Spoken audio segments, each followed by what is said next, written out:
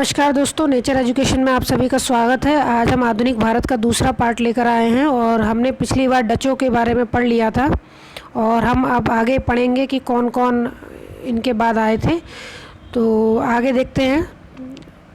1608 में हेक्टर जहाज़ की मदद से कैप्टन हॉकिंस पहला अंग्रेज़ थे जो कि सूरत बंदरगाह पर आए थे। तो इस पॉइंट में ये मेंशन भी है। कैप्टन हॉकिंस तुर्की और फ़ारसी के अच्छे जानकार थे जिसकी वजह से जहांगीर इनसे इम्प्रेस्ड हुए और इनको 400 मनसब और इंग्लिश खान की उपाधि दे दी थी। तो ये क्वेश्चन एग्ज़ाम में पूछा भी जाता है कि 400 मनसब की उपाधि या फिर इंग्लिश खान की उपाधि किसने किसको दी थी।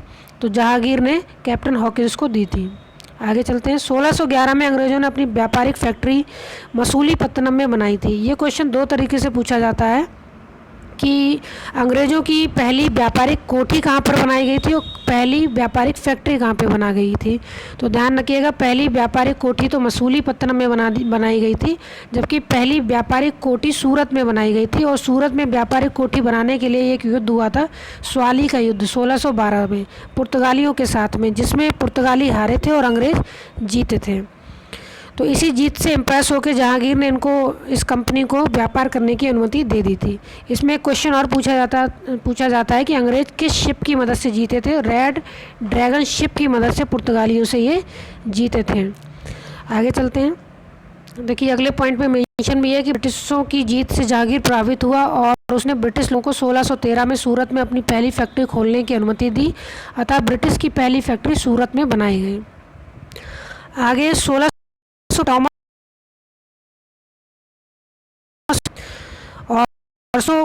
में अंग्रेज़ों ने मद्रास को पट्टे पर ले लिया था और यहाँ पर फोर्ट सेंट जॉर्ज का निर्माण किया था। ये दूसरा इनका था और उन्होंने कलकत्ता में भी किया एक फोर्ट बनाया था जिसके बारे में आगे बात करेंगे।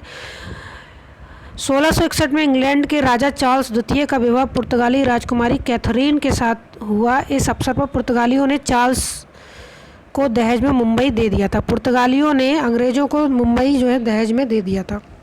चार्ल्स द्वितीय का विवाह तय हुआ था पुर्तगाली राजकुमारी कैथरीन के साथ में। तो ये क्वेश्चन भी काफ़ी पूछा जाता है। और बाद में इन्होंने जो राजकुमार थे जिनका नाम चार्ल्स द्वितीय था, इन्होंने कंपनी को 10 पाउंड वार्षिक किराए पर मुंबई को दे दिया था व्यापार के लिए। अगला पॉइंट है 1833 के एक्ट में कंपनी का नाम बदलकर ईस्ट इंडिया कंपनी कर दिया गया था। तो इसमें देखिए कि पहले जो नाम जब कंपनी बनी थी तब इसका नाम बहुत ही लंबा चौड़ा था। इसका नाम था governor and company of merchant of London trading into the east Indies.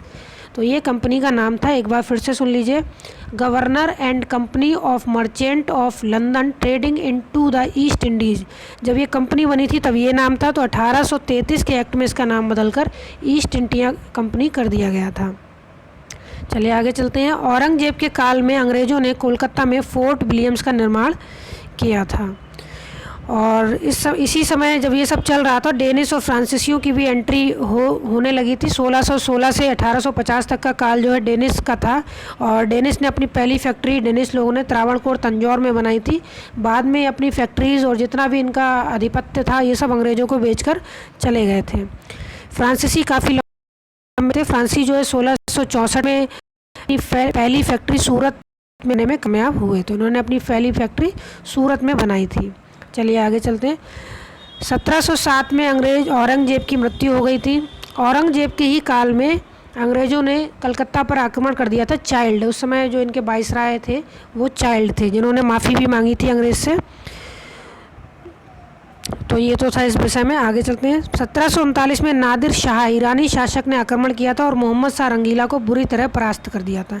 ये एक ऐसा आक्रमण था जिसकी वजह से अंग्रेज़ों का काफ़ी मनोबल बढ़ गया था। उनको पता चल गया था कि मुग़लों की शक्ति अब काफ़ी क्षीण हो चुकी है। तो किसके आक्रमण से? नादिर शाह के आक्रमण से, जो एक ईरानी शासक था। इसको ईरान का नेपोलियन भी कहा जाता है, नादिर शाह को। तो ये आक्रमण 1739 में किया गया था। आगे चलते हैं। 1717 में फ़र्रुखसियार का इलाज एक ईस्ट इंडिया कंपनी के डॉक्टर ने किया था जिसकी वजह से फ़र्रुखसियार काफ़ी खुश हुआ था और उसने कंपनी को टैक्स फ्री व्यापार करने की अनुमति दे दी थी। और 2-3 उपाधियाँ फ़र्रुखसियार को दी गई, इसमें से घृणित कायर किसे कहा जाता है? फ़र्रुखसियार को कहा जाता है। और फ़र्रुखसियार ने ही राजा जयसिंह को सवाई की उपाधि दी थी। ये क्वेश्चन पूछा जाता है कि राजा जयसिंह को सवाई की उपाधि किसने दी थी? तो फ़र्रुखसियार ने दी थी। और घृणित कायर किसे कहा जाता है? तो फ़र्रुखसियार को कहा जाता है। आगे चलते हैं। मुर्शीद कुली खां को औरंगजेब ने बंगाल का दीवान बनाया। जब 1717 में फर्रुखसियार के समय में मुर्शीद कुली खान बंगाल का स्वतंत्र शासक बना। औरंगजेब जब जीवित था तो उन्होंने अपना मुर्शीद कुली खां को दीवान बना दिया था बंगाल का, लेकिन 1717 में फर्रुखसियार के समय में मुर्शीद कुली खां को बंगाल का स्वतंत्र शासक बना दिया गया और इन्होंने अपनी राजधानी कहाँ परिवर्तित कर ली? मुर्शीदाबाद। पहले कहाँ थी? ढाका। तो ढाका से मुर्शीदाबाद इन्होंने अपनी राजधानी परिवर्तित कर ली। आगे चलते हैं। मुर्शीद कुली खां ने जो है एक नई व्यवस्था इजाद की थी, इजारा खां। ये है तो मुर्शीद कुली खां ने इजारा व्यवस्था लॉन्च की थी एक तरीके से। इजारा व्यवस्था में क्या था कि ठेके पर भू राजस्व वसूल करना, ठेके पर दे दिया जाता था लोगों को भू राजस्व वसूल करने के लिए, इसको इजारा व्यवस्था कहा गया और ये मुर्शीद कुली खां ने इसको इजाद किया था। आगे चलते हैं। 1740 में अली वर्दी खां को बंगाल का नवाब बनाया गया और अली वर्दी खां ने यूरोपीय लोगों की तुलना मधुमक्खी के छत्ते से की, जिसका अपने लाभ के लिए शहद के रूप में उपयोग किया जा सकता है। तो ये डायरेक्ट क्वेश्चन पूछ लिया जाता है, किसने यूरोपियों की तुलना मधुमक्खी से की? तो अली वर्दी खां ने। आगे चलते हैं। अली वर्दी खां की 3 पुत्रियां थी और उन 3 पुत्रियों में सबसे छोटी पुत्री का बेटा था सिराजुद्दौला। आगे चल के यही अवध के नवाब बनेंगे। तो ये बंगाल नहीं है, अवध के नवाब इन्हीं को बनाया गया। सिराजुद्दौला के समय में अंग्रेज़ों ने कोलकाता और फ्रांसीसियों ने चंद्रनगर की किलेबंदी शुरू कर दी थी। अंग्रेज़ों ने कोलकाता की किलेबंदी और फ्रांसीसियों ने चंद्रनगर की किलेबंदी शुरू कर दी थी, जिसमें सिराजुद्दौला ने मना किया कि आप किलेबंदी नहीं कर सकते, तो मान गए, लेकिन अंग्रेज़ नहीं माने। उसके बाद ये जो सब चीज़ें हैं ये आगे चल के बक्सर के युद्ध को जन्म देंगी।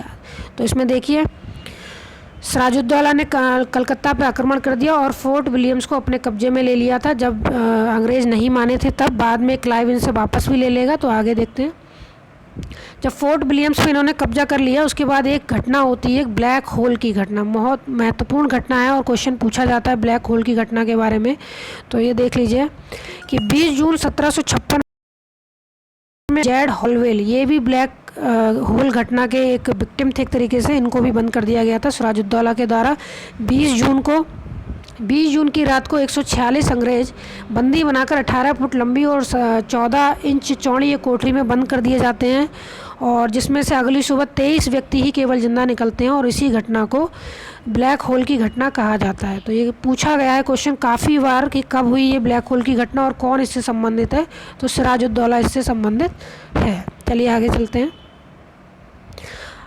अगला पॉइंट है अलीगढ़ की संधि 9 फरवरी 1757 को हुई थी सिराजुद्दौला और क्लाइव के बीच में, जिसमें क्लाइव ने अपना फोर्ट विलियम्स वापस ले लिया था और अपने विशेषाधिकार सारे वापस ले लिए थे। तो आगे चलते हैं। एक पॉइंट और है, ये दे रखा है इसमें, 18 अगस्त 1757 में अंग्रेज़ों ने अपना पहला टकसाल जो है कहाँ स्थापित किया? तो कोलकाता में अपना पहला टकसाल स्थापित किया। चलिए आगे चलते हैं। अब प्लासी का युद्ध देख लेते हैं, बहुत ही इम्पोर्टेंट है। प्लासी का युद्ध 23 जून 1757 को मीर जाफ़र, जो सिराजुद्दौला के खास सेनापति थे, इनके विश्वासघात के कारण बिना लड़े ही अंग्रेज़ कंपनी सिराजुद्दौला से युद्ध जीत गई थी। तो अगर पूछा जाए कि कौन सा युद्ध बिना लड़े ही जीत लिया गया था, वो था प्लासी का युद्ध 1757। किस किस के बीच में हुआ था? सिराजुद्दौला और कंपनी के बीच में। और किसकी गद्दारी के कारण जीते थे? मीर जाफ़र की गद्दारी के कारण। इसके बाद मीर जाफ़र को कंपनी ने बंगाल का नवाब बना दिया था। मीर कासिम ने राजधानी अपनी मुर्शीदाबाद से मुंगेर स्थानांतरित कर ली थी। पहले मुर्शीदाबाद थी, अब मुंगेर स्थापित कर ली। फिर आ जाइए बक्सर का युद्ध, काफ़ी इम्पोर्टेंट है ये। 22 अक्टूबर 1764 को हुआ था, जिसमें मीर कासिम, सिराजुद्दौला और आलम ये तीनों मिलकर कंपनी से लड़े थे, जिसमें ये तीनों की हार हुई थी और कंपनी जीत गई थी।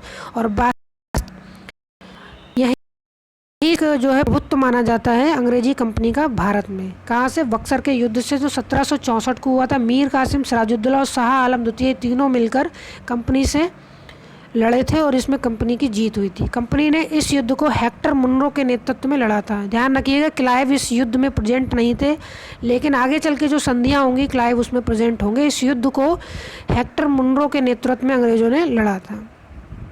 तो चलिए आज के लिए इतनी ही वीडियो रखते हैं, अगला पार्ट जल्दी ही आएगा इसका। अगर वीडियो अच्छी लगी हो तो ज़रूर लाइक करें, चैनल को सब्सक्राइब करना बिल्कुल ना भूलें। Thank you for watching.